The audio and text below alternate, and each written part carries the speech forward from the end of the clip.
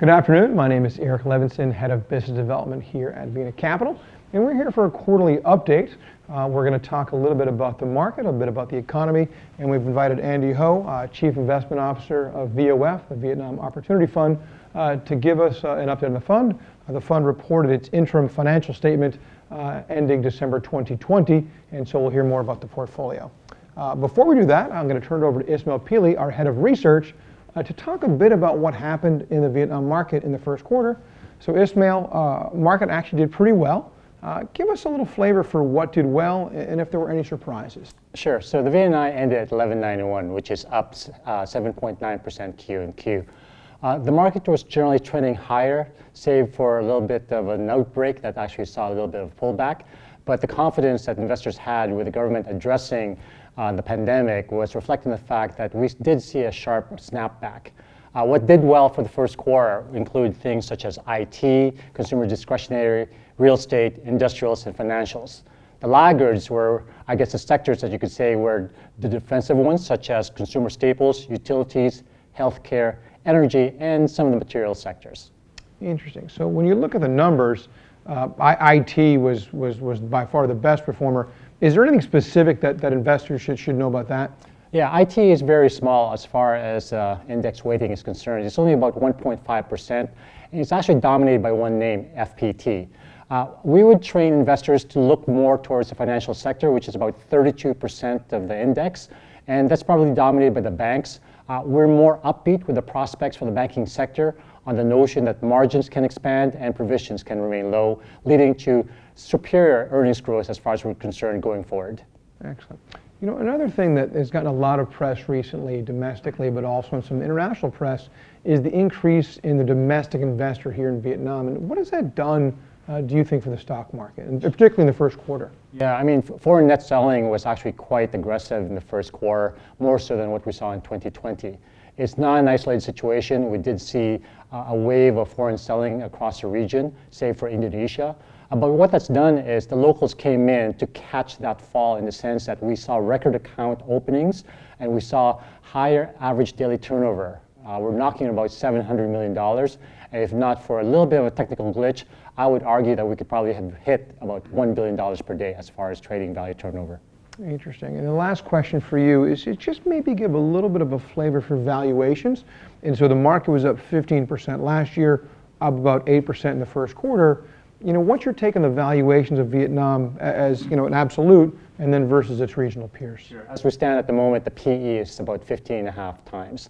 The EPS growth is knocking on about 24.5%, but that's been rising from the 18% at the start of this year. So we are trending higher.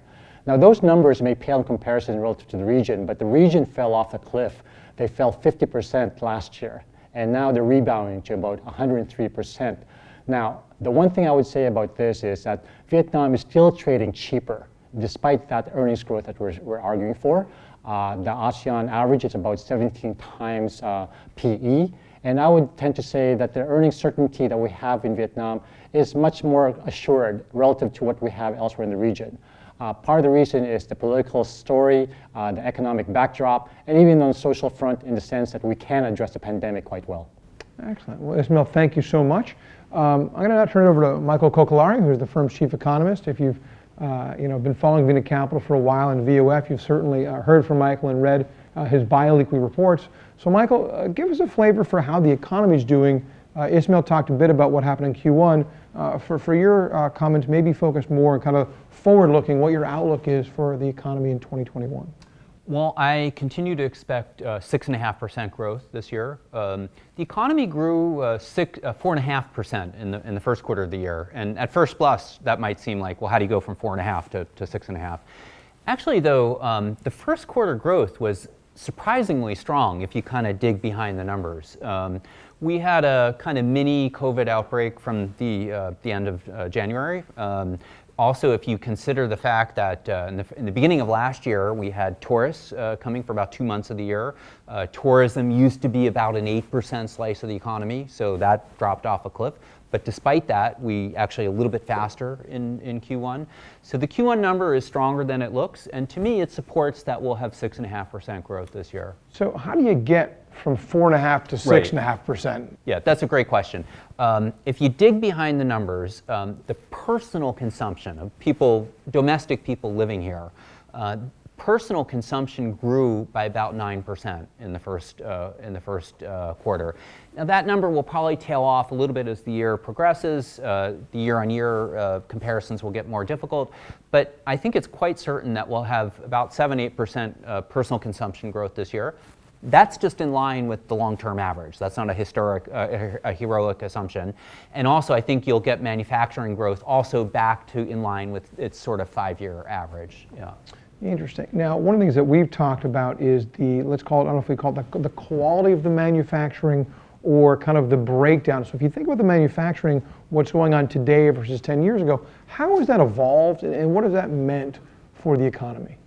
Well, Vietnam has really focused more and more on high-tech exports, which are over a third of our exports right now.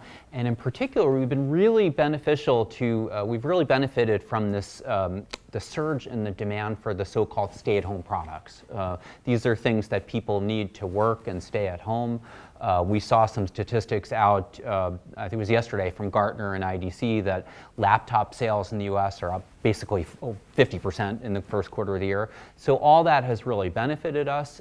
Therefore, exports to the US have surged, electronics exports have surged. We just really find ourselves in the sweet spot where we're benefiting from all this. And interesting, as we think about that personal consumption story you mentioned, we didn't talk about the big kind of demographic trends of urbanization, rising middle class, but as you think of the growth of the manufacturing sector, it's really driving the incomes up, it's driving the urbanization story as well. Right now in Vietnam, about 40% of the workforce is still employed in agriculture. So we have a lot of workers that we can tap to go from the farm to the factory. Probably only about 35% of the people live in the cities versus 60-something% in China. So that's another big kind of untapped story. That's going to be the story of Vietnam for the next 10 years. And finally, the last question for you is, as you think about the, quote, stay-at-home goods thing, we had talked about this maybe in the third quarter and fourth quarter of last year, where the expectation was that would taper off. New stimulus check came in December in the U.S. How important was that for Vietnam? Was it important? And then when do you see this, or how long does that last? That's a great question. The stay-at-home goods story, I think it has a while to go, at least until next year. And as you mentioned, this $600 stimulus check that was sent in December to households. So households get a $600 check in December, and boom, in the month of January, retail sales in the US surge at sort of near record pace. And products that are made in Vietnam surged at an even faster rate. Well, not surprisingly, Vietnam's exports to the U.S. grew by 70% in January. I have something up on the screen from the Wall Street Journal. Other people are starting to know this story, this article in the Wall Street Journal, the Vietnamese recovery is made in America.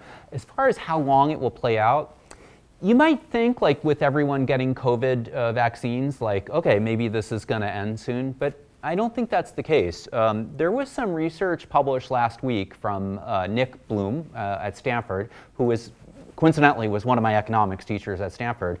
And basically his research and his survey found out that people in the US will prefer to work basically half of the week at home now. So the story is not going to probably taper off next year, but certainly for the rest of this year, it's still there. Yeah. Excellent. And it's interesting. So the economy has been great, and it continues to move forward. And we haven't even talked about the themes that Michael usually talks about, which is, the big FDI stories, infrastructure stories. So kind of the bigger, kind of almost more macro or government-sponsored themes, we haven't even touched on yet. The economy is doing extremely well, really driven by exports, consumption here in Vietnam, and certainly consumption outside of Vietnam. So with that, Andy, we'll turn to you. Andy Ho is the CIO of the Vietnam Opportunity Fund. So as we think back, you reported the interim financial results June to December. Can you speak a bit about performance of the fund for the last 6 months ending December? And then since we're here in April, maybe touch a bit about the first quarter as well. Sure, thanks, Eric. Appreciate this.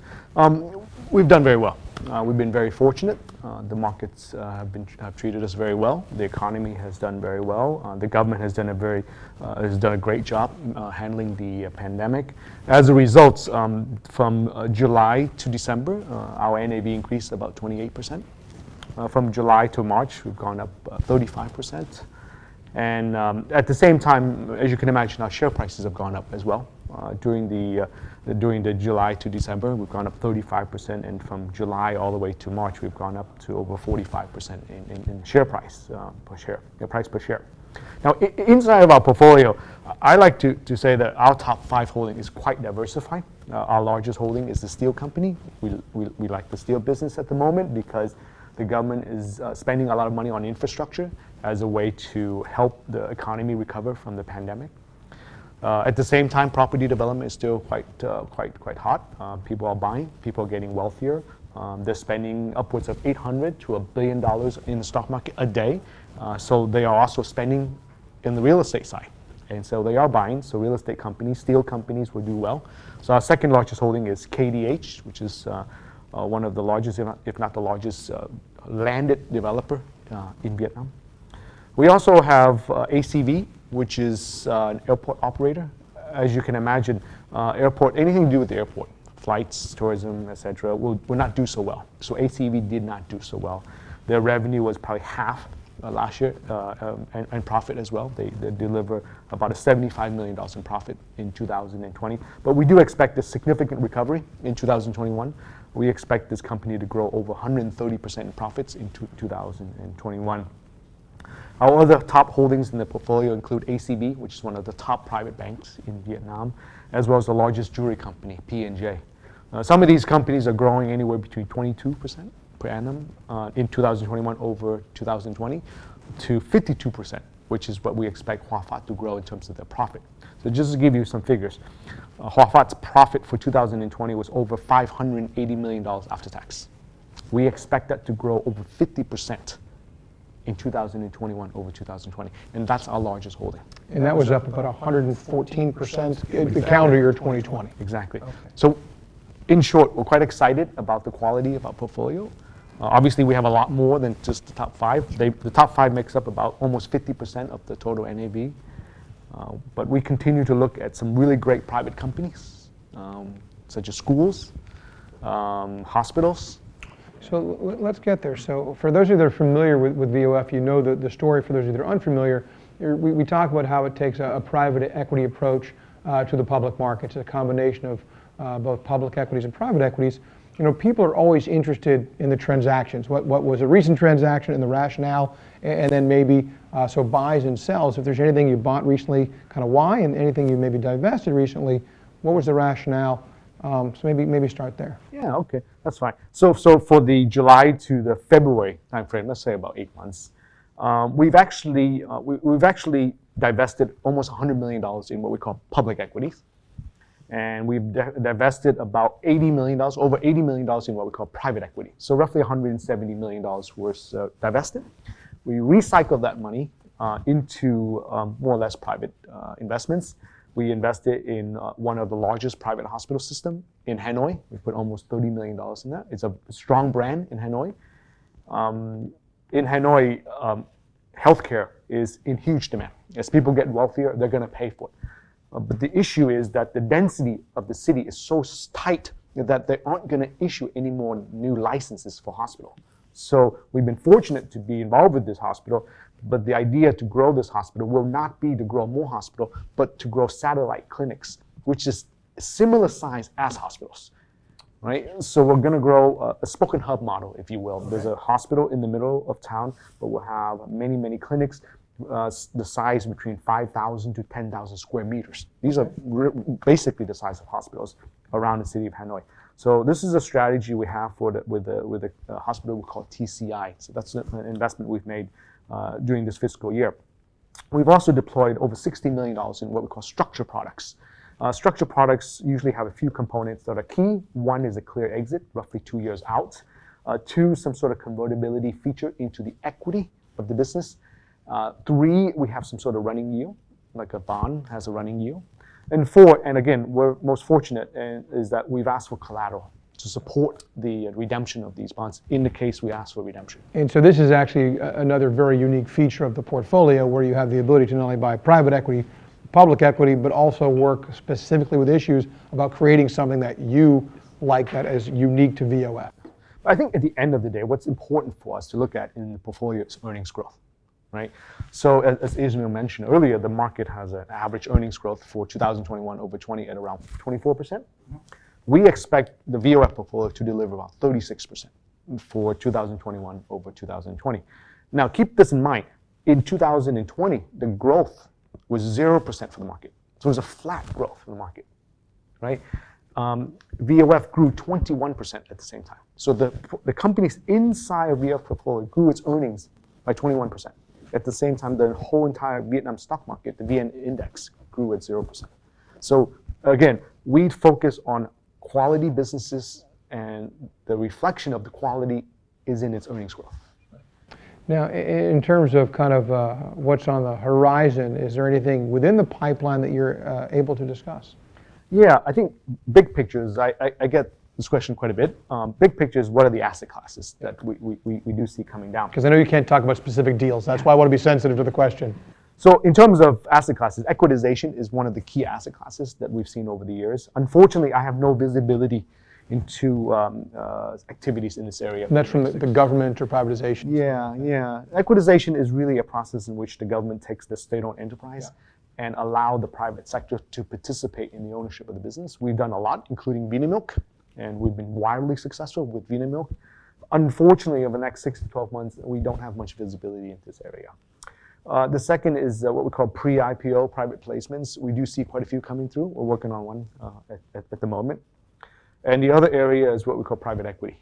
We like that area. We think it's probably the best way to invest in a frontier market like Vietnam, simply because we can look under the hood, do due diligence, negotiate terms, minority protections, anti-dilution rights, profit commitment. And third, we get to participate at the board level and at the managerial level as well. So these elements make investing in the private side much, much more attractive than simply picking stock on the stock market. And so that's where we approach investment for VOF. Interesting. So now one of the things that we always talk about, we heard from Ismael, we heard from Michael, and everything sounds very, very positive, and we're living here in Vietnam and things are positive, but I know you always think about the three risks. So what are the three things that I don't want to say that you're extra concerned about, but the three risks that are, quote, in your pocket? Yes, so I do keep an eye on a few risks, at any given time. At the moment, as you've heard from the two gentlemen here, the random outbreak of COVID has a huge impact on businesses. For example, we invest in one of the largest wedding and corporate event centers in Vietnam. When we have a random outbreak, the government does not allow too many people to gather. This has an effect on that business. So I worry about random outbreaks. Vietnam has done such a tremendous job of keeping the pandemic outside of the local population. It's so well done, it's that every little random outbreak has a dramatic impact for the entire population. So we have to be very cognizant of that. The second area is cost and inflation. Vietnam is an exciting place. What you have is a situation where there's a lot of FDI money coming into Vietnam that's driving up labor costs. We have 90 to 100 million people, like Mike said. A lot of folks still can migrate from the farm to the city to industry, but it's still very costly to train these folks. And when they are trained, they move around very quickly. So one of our biggest concerns is the cost of these businesses is going to rise from that. The third area is logistics. As you probably imagine, a lot of stuff is being shipped from Vietnam to the United States. Containers are difficult to get. It's very expensive. And we hope that the logistic cost, the friction cost of moving things around for Vietnam will come down. But there's risk that it doesn't come down, and it's going to be very difficult. So these are the risks that we're thinking through at the moment for the business that we invest in. Right. And so it's interesting. So one of the things that you'll continue to read about in Vietnam is the focus and development of infrastructure. And in Vietnam, it could be ports, but it also could be roads, things that maybe aren't as developed as truly a developed market. Yes. All right. Well, Andy, thank you so much for the update. We are now going to turn it over to Q&A from the group. So just stay with us and we'll wait for our first question. All right. And now here we are. We are, I guess, done with our panel discussion. So we're moving on to Q&A. And it's happy to report that a few questions have come in. So if you do have a question, please enter into the chat and I'll read it. First question actually is for Michael.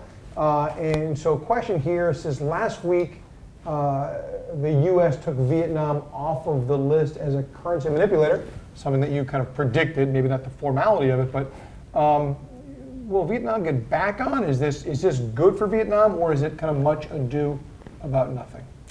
Yeah, that's a great question. For that person, yeah. From that person.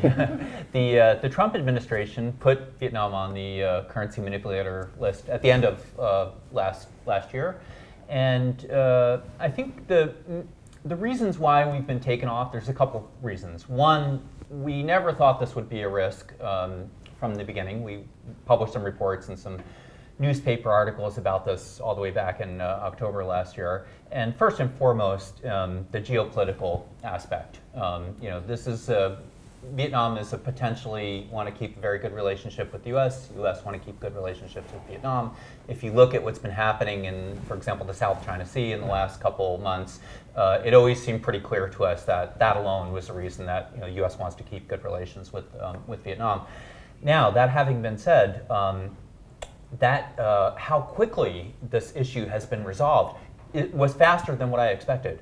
And that's a reflection on the fact that the Biden administration, I think very wisely, is taking more of a kind of congenial stance with our trading partners around the world. And so if you think about it, that came after what was a near monthly or quarterly record trade deficit That's right, as well. yeah, And so even to put it in context, they would have, to say been within their rights, but if they had looked at the first quarter number, you might have said, let's just keep it on there for a bit. That's right. If you look at the numerical criteria, the trade surplus, Vietnam's trade surplus with the U.S. surged in Q1, which is something we kind of alluded to before. Right. A question for Andy on the PE, the private equity exposure. So the question here is, it looks like Vietnam border's still closed, even though things are going, I guess, well here relatively. Are the border closures, does that give you a competitive advantage, kind of, being in Vietnam, folks from Singapore, other countries haven't been able to come in? Has that helped it? Is it perception that it helps, or is it a reality? Thanks, Eric. I think in the long run, I believe that our competitive advantage is the fact that we are Vietnamese. We have international experience as well as domestic experience. I am Vietnamese. Our CEO, Don, is Vietnamese. So in the long run, we have to believe that's the strategic advantage we have. However, clearly over the last 12 months or so, with restrictions coming into Vietnam, it has provided us a bit of a legs up because we are now able to access deals that others may not be able to access because they can't travel to Vietnam. So in a sense, yes, we have more opportunities at our disposal than before, and we can be more discriminate and spend more time on these investments and negotiate better terms for our investments. Okay. And it looks like there's a follow-up question. There's in the press recently, and I said very recently, and I read some things as well, there looks like a lot of new entrants into the private equity space in Vietnam. Are they playing in the same lanes as VOF, and does that make your job easier? Does it make your job harder? Is there a lot of money chasing too few deals here? Yes, you're right. There have been a few new entrants, funds being raised for specifically to invest in Vietnam. But by and large, these funds are focusing on less mature businesses, startups, if you will, and the size of investments tend to be smaller. Most of the funds we've seen is anywhere between $50 to $100 million. The sweet spot for VOF now, when we make our private equity investments, which is predominantly that's what we do, it ranges between $40 to $50 million already. So as you can see, the one deal that we do would basically be almost 70-80% of the size of these funds that have been raised. So in short, they are not competing, or they're not looking at the same type of opportunities that VOF is looking at. Yeah. So this is one of those things where people use the term private equity. But really, in this particular case, it might be more kind of venture capital or angel investing as opposed to kind of the private equity that we do in VOF. Well, I think a better way to look at it also is that we're looking at businesses that have proven business model. They're generating about $100 million of revenue or more. They're generating about $5 million of profit after tax or more. And so it's really the later stage of a company's business. But what they want us to do is help them go to the next level. So you're taking from adolescence to maturity to strategic exit or IPO versus a lot of startups. Yes. Okay. More or less, yes. Excellent. All right, here's a question from Brian. If economic activity slows down in China in the second half of the year, as some are predicting, what influence will that have in Vietnam? So I'm going to go to Michael for that one. That's a great question. Obviously, we follow very closely everything that happens in China. We are also of the belief that you will see a slowdown in the second half of the year, first and foremost, because that's what the Politburo has sort of guided for. But if you look at the granular numbers, last week the PBOC actually drained money out of the money market. Total social financing fell from 13% year on year in February to 12% year on year in March. So there's a lot of signs that this is the way things are going to play out. Now, that having been said, there's something that is a bit subtle. Not a lot of people understood this when you look at ASEAN. The economic model of Vietnam is quite different than, for example, Thailand, Malaysia, some of the other countries. These countries essentially export to China. China then assembles the final products that they sell off to the developed world.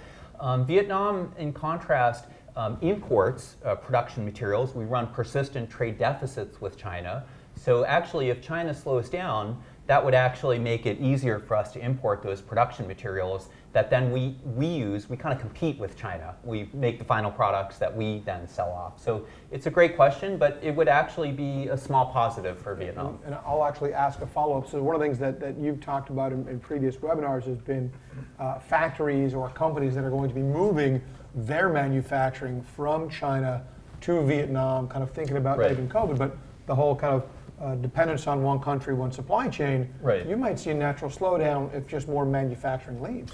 Yeah, good point. There's a little bit more of a subtle thing here I would add, and not to get too much into geeky economics details, but basically what the Chinese authorities are doing is they're reorienting their economy away from kind of manufacturing low-end products. They have a new strategy called the dual circulation strategy. Part and parcel of that is getting more economic stability this year. That's why things will slow down in H2. But it is, as you alluded to, part of a bigger trend of factories moving from China to here that's going to benefit us over the next 5 years plus. Excellent. We have another question here from the audience. This is a follow-up to Andy on the private equity side. Given that folks aren't coming here or they can't look at the deals, are you seeing different deal terms? So when you're looking at your pipeline, you're looking at different opportunities on the private side. What does the deal flow look like in terms of structure, in terms of economic terms? Is it different now because of COVID? Is it different now because it's evolution? How does that look? Yeah, the number of opportunities that are coming to us has increased significantly. Okay.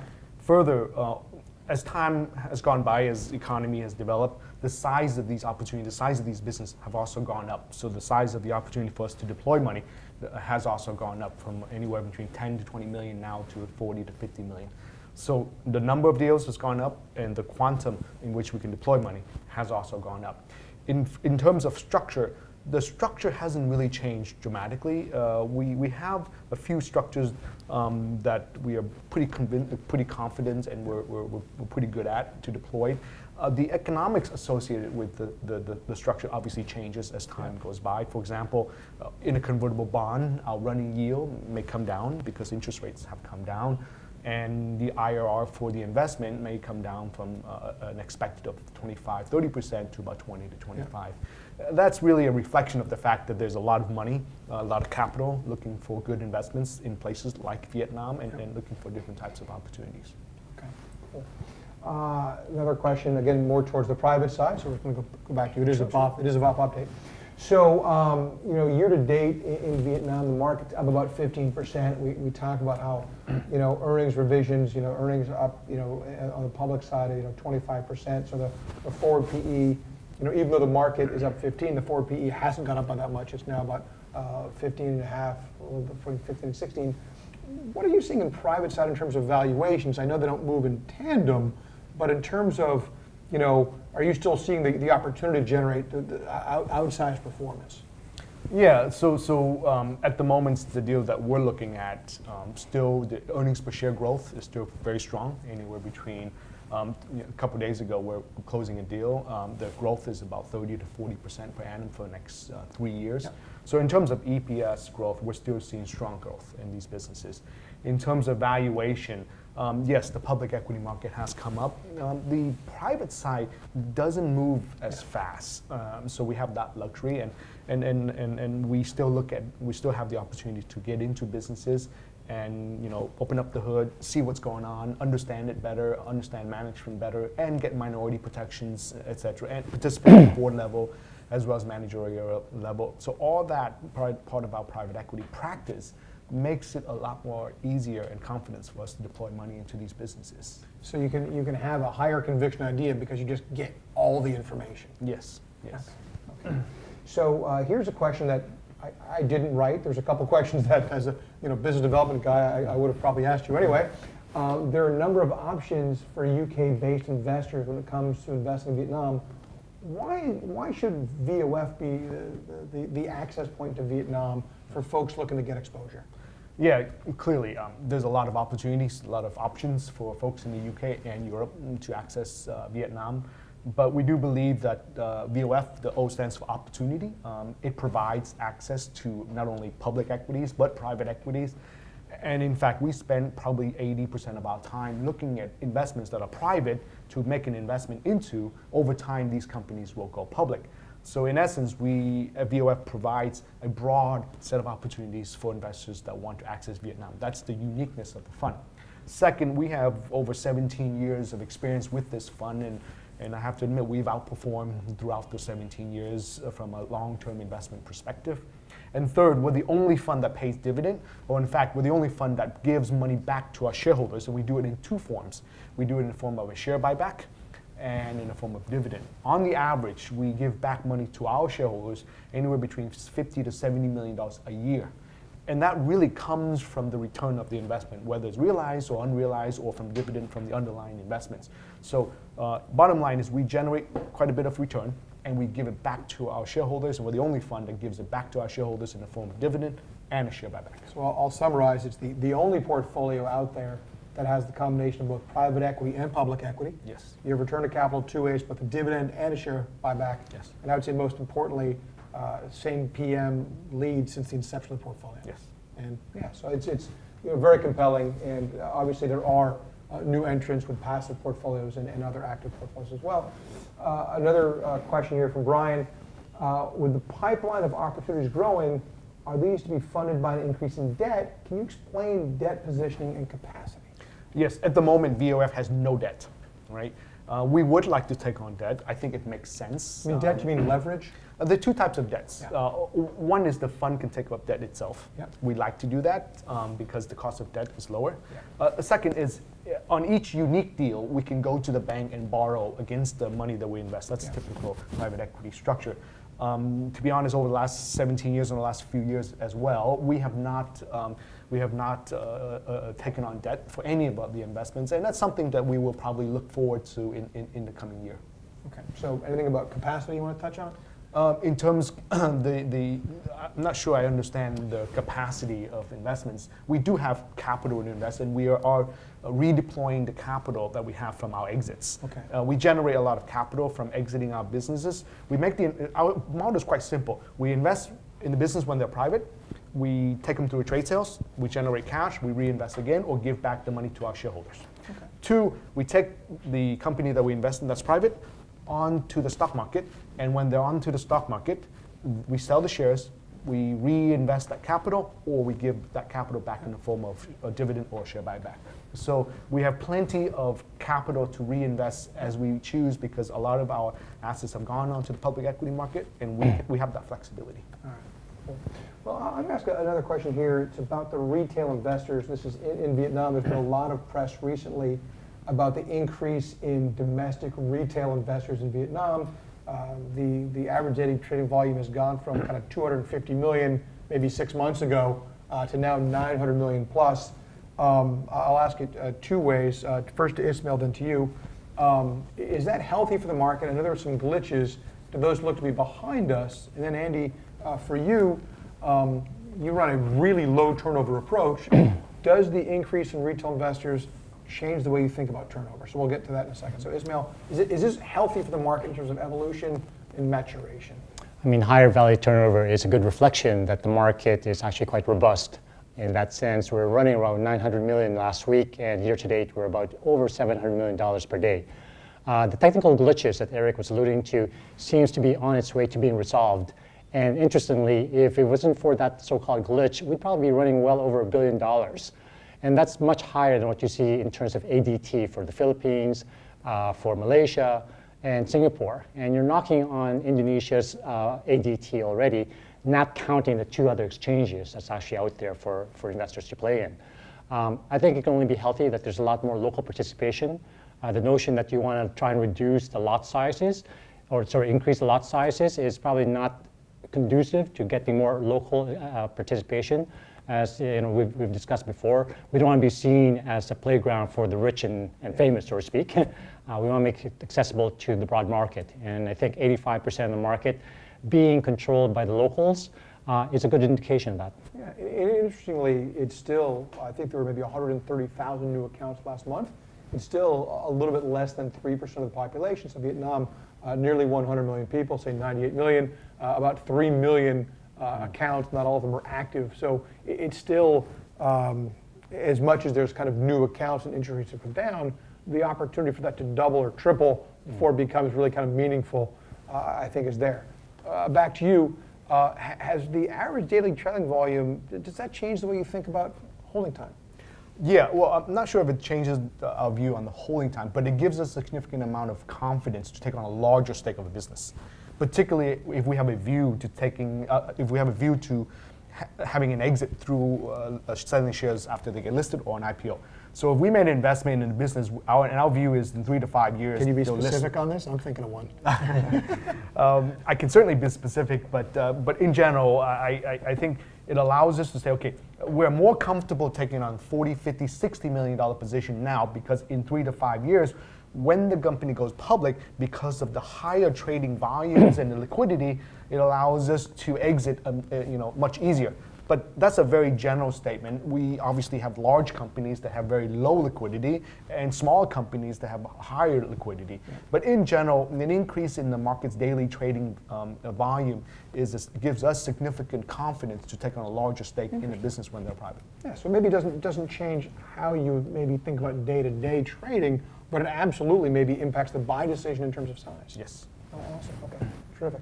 Another question here. The fund has performed very strongly over the past 6 months. The discount has narrowed significantly. Is Vietnam story, and I'll ask the Vietnam part, I'll ask to Ismael, is the Vietnam story attractive or overvalued? So maybe Ismael, you can talk about the market, sure. And then Andy, you can talk about the VOF specifically, because it's the valuations of the fund are different than the valuations of the market. Okay, on the market itself, I mean, the top-down picture I think is very well known. And nothing has changed. It's still very fundamentally attractive. Mike has gone through many times in terms of what kind of growth we can expect. 6.5% to 7%, the demographic dividend, the emerging middle class, the list goes on, and that has not changed despite COVID. The valuation itself in the market is trading around 16 times because we are up roughly 15% year to date, which makes us the best performing market in Southeast Asia, actually South Asia period, if not all of Asia. I think if memory serves me right, only Taiwan might be being at this point in time. The valuation at 16 times is still cheaper than the ASEAN average. The ASEAN average is probably running around 17.5. And if you isolate by market, there's only a couple that's cheaper, but the prospects for those two markets, I would argue, are not going to be as robust as Vietnam itself.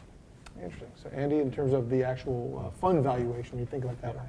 Well, yes. Obviously, we've been very fortunate as the market's done well, our portfolio's done well.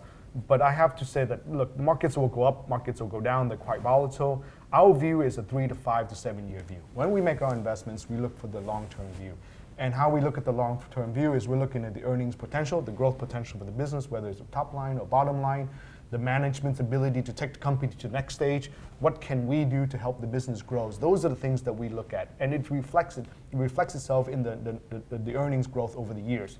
And so I like to feel much better when I see my NAV grow as a reflection of the earnings, the average earnings growth of the portfolio, more so than the volatility of the stock market. So, but obviously having a good stock market is very conducive to having a healthy fund and a healthy NAV, and it creates an environment that allows us to invest more confidently.